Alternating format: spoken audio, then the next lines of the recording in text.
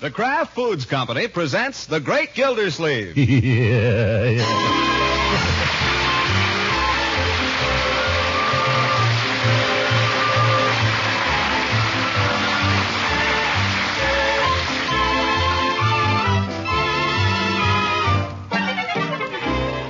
It's The Great Gildersleeve, starring Harold Perry, brought to you by the Kraft Foods Company, makers of Parquet Margarine and a complete line of famous quality food products.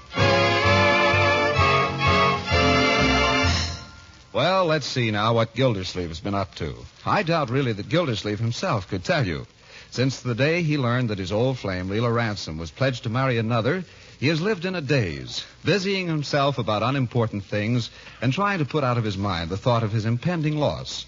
But inevitably it has come, the moment he has been dreading. It came when he wasn't looking.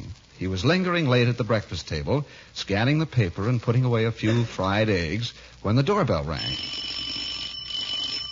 Toast in one hand and napkin in the other, he rose and stepped to the door, wiping his mustache as he went. Oh, pardon me. Hello, Leila. I've come to say goodbye, Throckmorton. Let me just put this toast down someplace. There.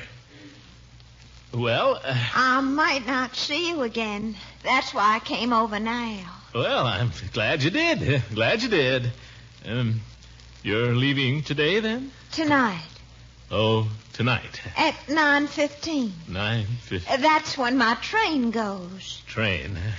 You're going on the train, then? Yes. Well, I've brought you a key to my house. I'd like to leave it with you.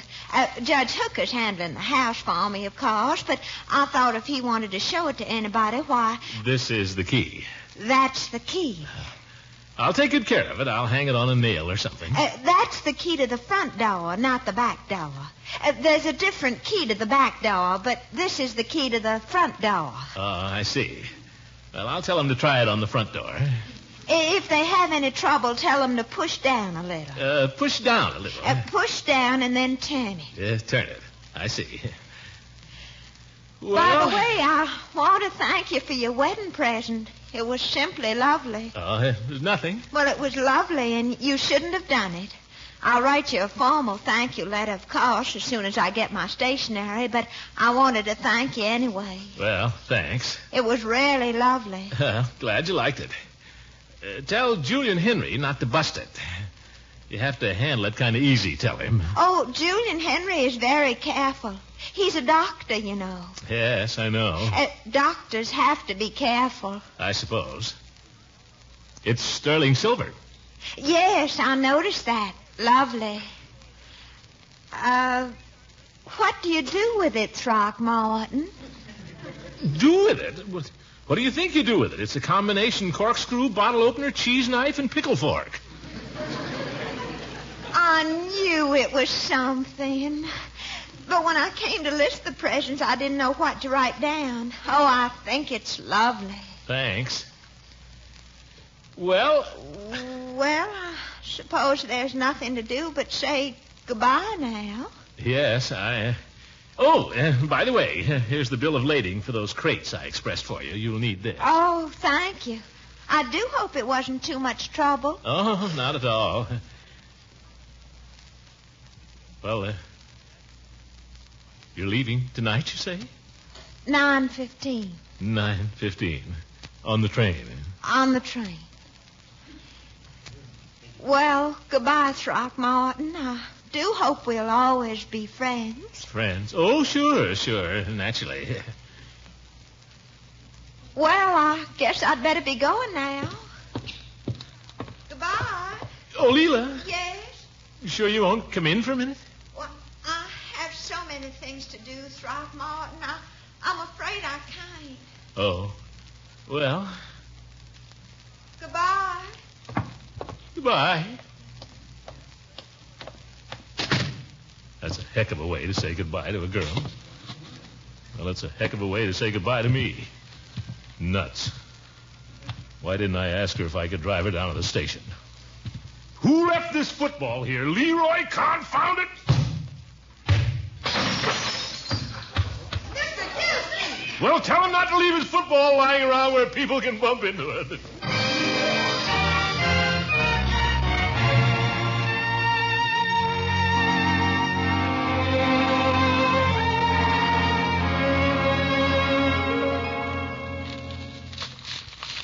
Mr. Gillsleeve, you planning to go out tonight?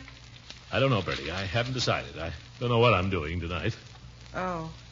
Too bad about that dish. I wish I had some glue. I could fix it if I had some glue. Glass glue. Yeah, let it go. We'll get another dish.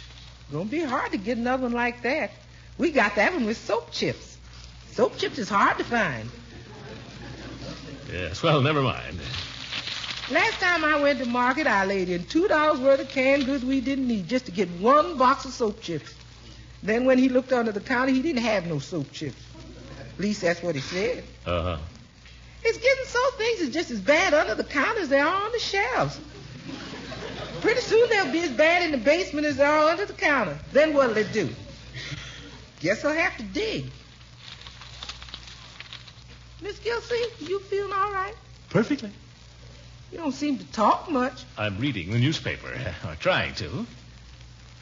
Would you rather read today's paper? Huh? That's last week's paper you got there. Oh. Where did I get this? That's the paper I put under the toaster to keep it from burning the table. Funny, I didn't notice. Here's today's. Oh, thanks. Mr. Gilsleeve, now have you decided? Decided what? About tonight, whether you're going out. Oh, if you want to go out, Bertie, go ahead. I have no plans. Oh, I don't want to go out if you're going out. That's all right. You go ahead, Bertie. Well, thank you, sir. I'll go phone Lily. Now, why did I say that? Maybe I will want to go out. Darn it, why didn't I offer to drive Leila to the station? Of course, there's still time. I could call her up and no. That's just what she'd want me to do. I wouldn't give her the satisfaction. She wants to marry this fellow, let her go ahead and marry him. Let him drive her to the station. Let him come all the way from Savannah and drive her to the station. Hello, Lily Bee. Where were you, upstairs? There's one thing sure, I'm not going to sit here all evening biting my nails. Oh, well, I talked to Mr. Gilsleeve and he said... Oh, Bertie, just a minute. Hold it, Lily Bee. Yes, sir? I don't like to change your plans, Bertie, but about this evening... Yes, sir? I haven't quite decided. Oh, hold everything, Lily Bee. I'll call you back. No, it don't look so good now.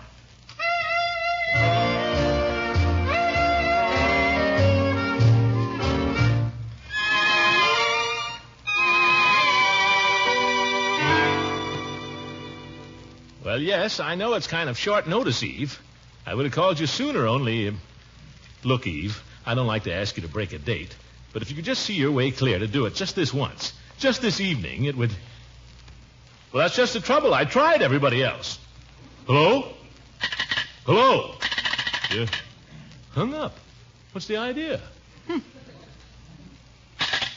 No, what? Miss Gilsleeve, do you think... I haven't quite made up my mind yet, Bertie. Yes, sir? Oh! Leroy, don't slam that door. How many times... What are you doing home in the middle of the morning? Teacher sent me home. I got a cold. Oh, for heaven's sake, for a little cold? What are you doing home? That's my business. Stop sniffing. Go get a handkerchief. I've got one. Then use it. Okay. Come here, Leroy. Let me help you. I can blow it. What's the matter with him? Don't bother your uncle now. He's making up his mind. Making up his mind about what? He don't know, I guess. That's what he's making up his mind about. Hey, Unc, can I go to the basketball game tonight? No, certainly not. But it doesn't cost anything, Unc. It's free. It doesn't cost anything. That's not the point. I can perfectly well afford to send you to the basketball game if I want to. But you've been sent home from school with a cold. I don't know what they sent you home for. A little cold. If you'd stop sniffing, you wouldn't have one. Bertie, I guess you better put him to bed. Oh, Unc. Well, then get out of my way and let me use that telephone. Oh, sure. Here you are, Unc. Who are you calling, Unc? Judge Hooker, none of your business. If I put on my rubbers, could I go? No. I'll keep warm, Unc, honest. Leroy, can't you see I'm telephoning? Guess he isn't there. Wonder who else in the Jolly Boys I could call. Don't tell me you're going to play poker again tonight. That, Leroy, is my affair. We play for very small stakes anyway.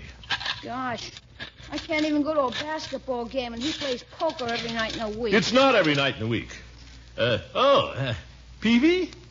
Gildersleeve. Say, Peavy, I got to thinking. How about a little game of penny ante this evening? You and the fellas. Give you a chance to win back some of that. Well, why couldn't you? Peavy, it's not every night in the week. Leroy, go upstairs. Look, Peavy, we played last night, granted. And we played the night before. But how long was it before that we played? Just ask her that. Then tell her what she can do. Show her who's boss, Peavy. Peavy, you know what you are? You're a ninny. Well, now, I wouldn't say that. Nuts. Well, I guess I spend the evening alone. Might as well get used to it. Won't be the only evening I'll spend alone. Evening after evening, with nobody next door. No Leila, nobody. Windows dark, shades drawn. No Leila. She...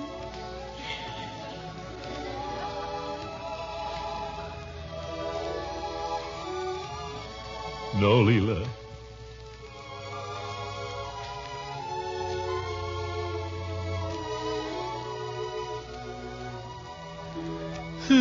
What'll I do?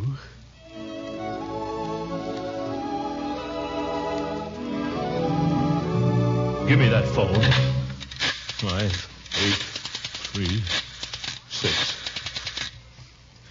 Peavy, you gotta do this for me. I'm asking you as a personal favor. If you ever called yourself my friend, Peavy, get the fellas over here tonight. We'll have a lot of fun, Peavy. We'll play cards, we'll play games, we'll do anything you like. We'll have a million laughs. If you love me, Peavy, do this for me.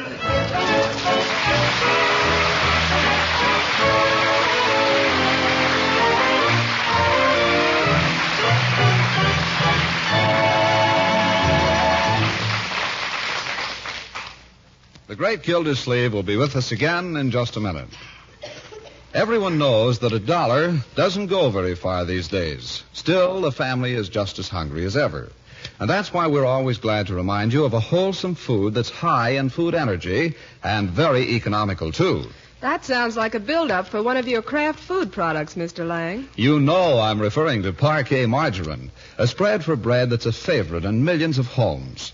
Parquet is one of the finest of all energy foods you can serve, and it's also a reliable source of vitamin A. Every pound contains 15,000 units of this important vitamin. And in my family, Parquet margarine's a very special favorite because of its fresh, sweet flavor. I think it's a grand buy, Mr. Lang, whenever it's available. That's why I always make it a point to look first for Parquet. Sometimes Parquet margarine may be hard to find because of the big demand, but Kraft is making all they possibly can with present supplies. So if you want to help make your food dollar go further, look first for Parquet. Parkay, Parquet margarine, the delicious quality spread for bread made by the Kraft Foods Company.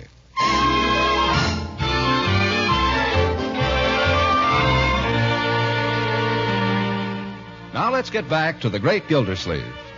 Fortunately for him, Mr. Peavy has turned out to be not only a good friend, but a persuasive one. So we find Gildersleeve, Judge Hooker, Floyd the barber, Chief of Police Gates, and Mr. Peavy seated around Gildersleeve's dining room table with a bright light shining down on them, neatly stacked chips in front of each player, and an almost new deck of cards in circulation. You're some host, Mr. Gildersleeve.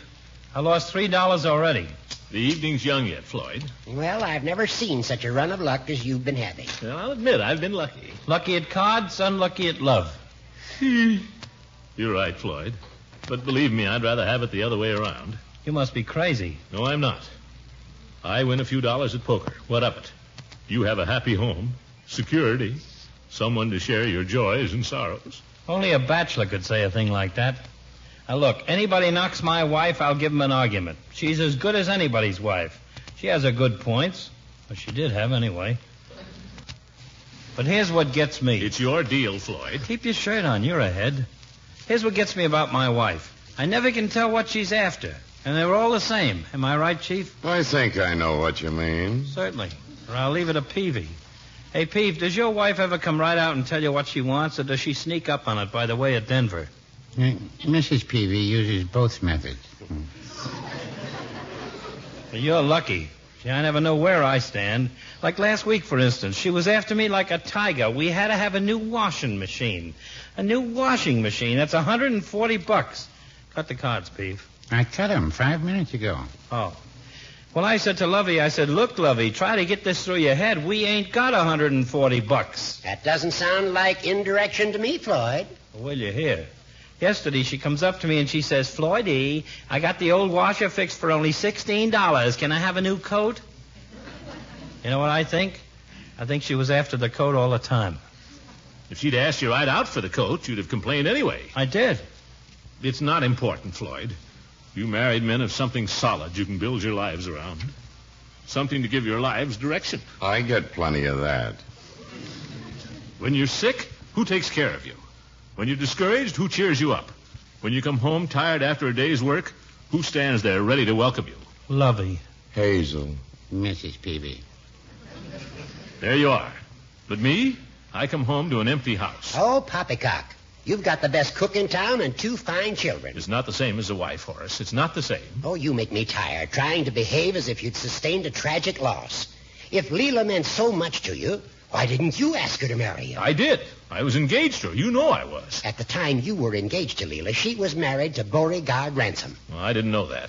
I made my proposal in good faith. Yeah. But have you ever proposed to her since she became a bona fide, legitimate widow? Well, maybe not in so many words. No, I guess I haven't. And stop complaining. Would you mind dealing, Floyd? Excuse me, fellas. Hello? I'll be right over. Hey! Coat on, I'll be right over. Goodbye. Gildersleeve, I must say, since we're here as a favor to you... And I'm out $3 as I sit Fellas, here. please, I'll be back. There's Cokes in the icebox. Where's my hat? Oh, on my head. See you later, fellas. Well, how do you like that?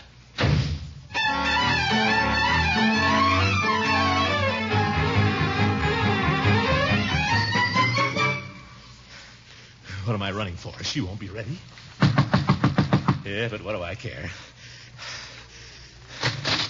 Hey, Leila. Throckmorton, you're darling to come and get me like this at the last minute. Well, no trouble at all. Well, if you'll take my bag, I guess we ought to get started. This all the baggage you got? Can't be more than a couple of handkerchiefs in there. Oh, there's a few little things. Gracious, I guess I'll have to ask you to lock my door. Did you bring the key? Key?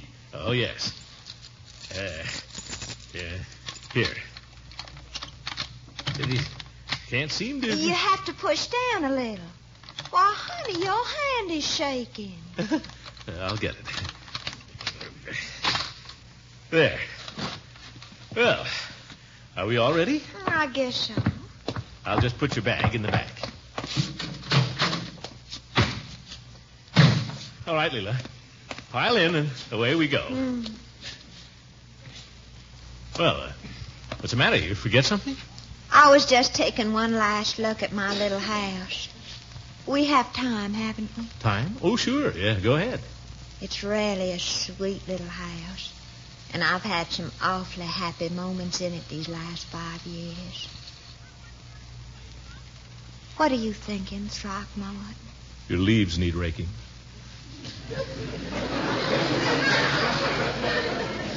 Let's get started, shall we? I hate having to hurry for a train. Leila, what's the matter now? Nothing, Throckmorton, only let's get started, please.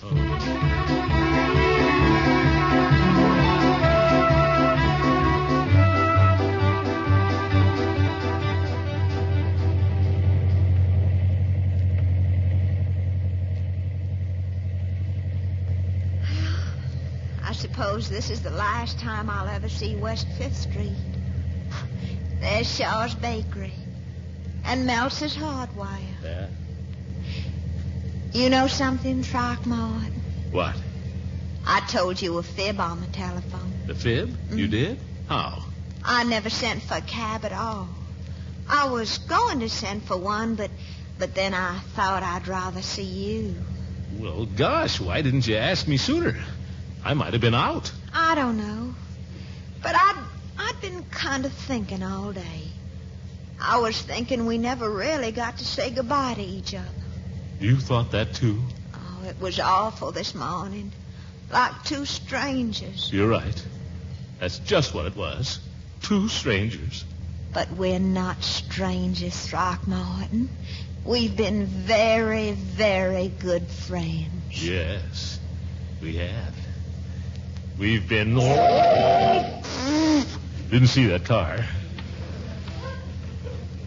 Throckmorton, would you mind holding my hand just till we get to the station?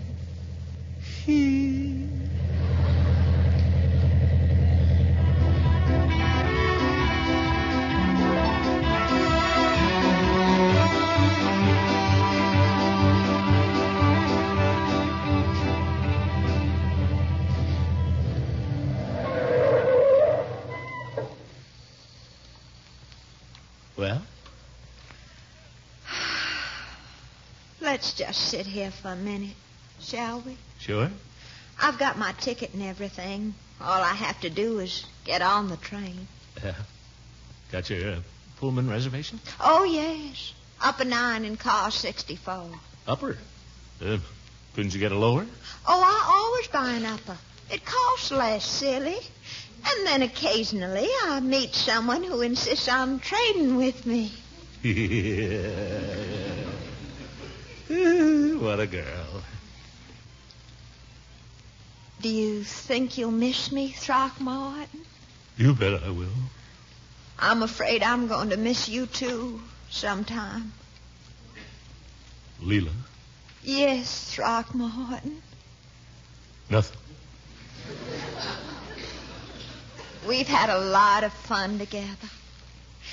Do you remember the time we went on the picnic out by the old haunted house? Sure. And we took off our shoes and stockings and played in the brook. And then we lay on the grass and looked up at the great big white clouds. I remember. That was a perfect day. Perfect. Until that old cow came and chased us away. Yeah, it chased you away. You thought it was a bull. So did you. But you were brave. Yeah. Do you believe in fate, Throckmorton? Fate? Mm-hmm. Well, I don't know. I never thought much about it. I believe in it. I think that fate throws people together for a reason. It's not just accident. Huh? How do you mean?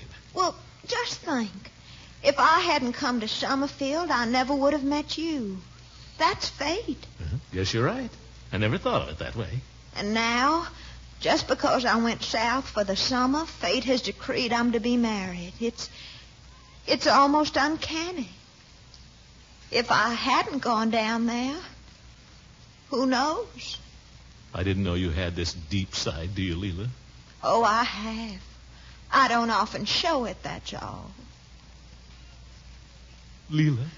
Yes, Throckmorton. I'm afraid that's my train, Throckmorton. Yeah, that's right. Whistling from Moore's Junction. Can you get my bag? Yeah, I'll get it, Leila.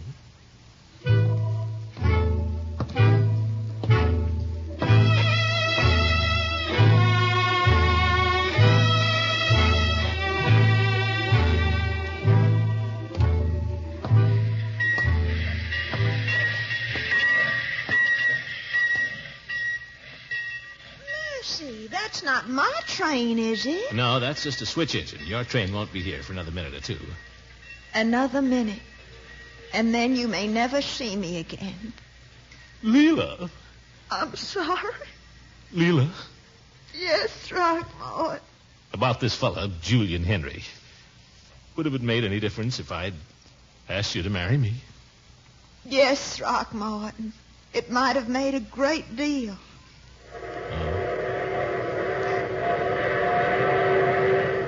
There's my train. The train that's taken me to my wedding, Throckmorton. I feel terribly alone. I'm a little frightened going down there to marry Julian Henry. I don't really know him so very well. He's terribly nice, of course, and he's built up a fine practice, only it's such a big step.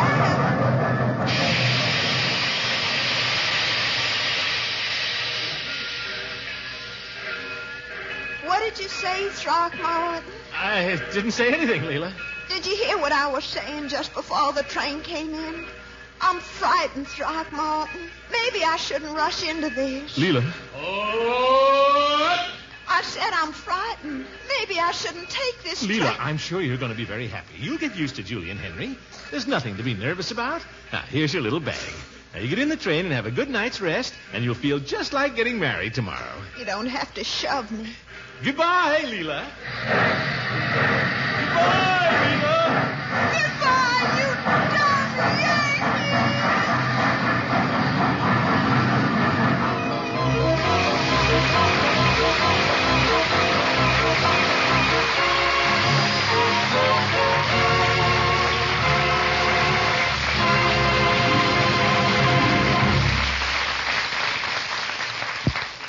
We'll hear from the great Gildersleeve again very shortly. You women who are trying to serve good, nourishing meals within limits of the family budget know how important it is to keep a sharp lookout for the best values in food. And that's why we've been reminding you to look first for delicious, nourishing Parquet margarine when you shop for your family's spread for bread. Among good energy foods, Parquet margarine is one of the finest, made of rich, wholesome farm ingredients and fortified with important vitamin A. Yet, Parquet usually sells for less than half the price of costly spreads. Right now, all the Parquet Kraft can possibly make with the limited supplies available is being distributed as fairly as possible to food dealers all over the country. So be sure to look first for delicious, economical Parquet. P-A-R-K-A-Y. Parquet margarine. Made by Kraft.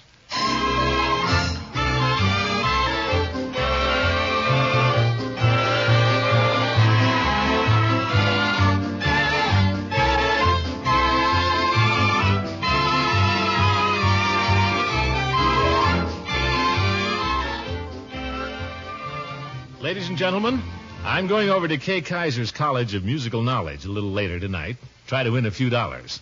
So stay tuned to the Senior Network, and I'll say goodnight to you later. Good night.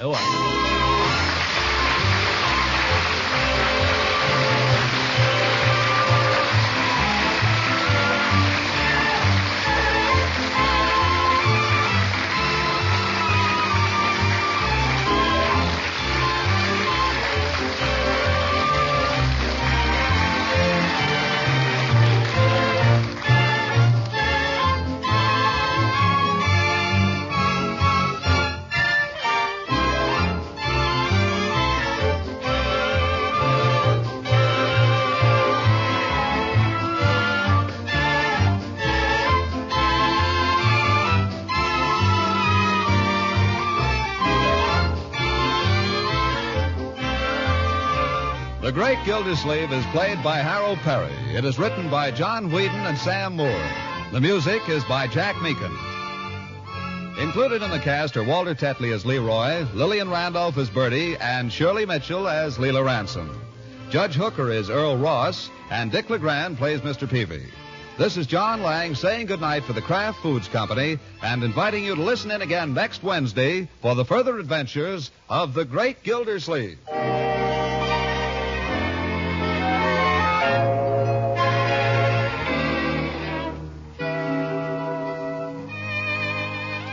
Tried Pabstet, the cheese food that's really different. Rich and mellow cheddar cheese flavor, easy to serve in a variety of tempting ways.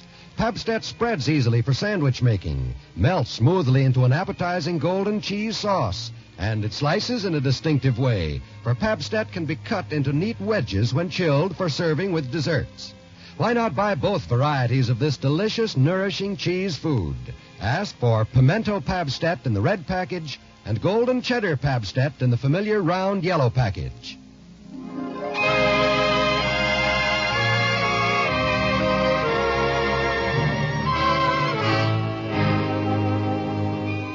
This is NBC, the National Broadcasting Company.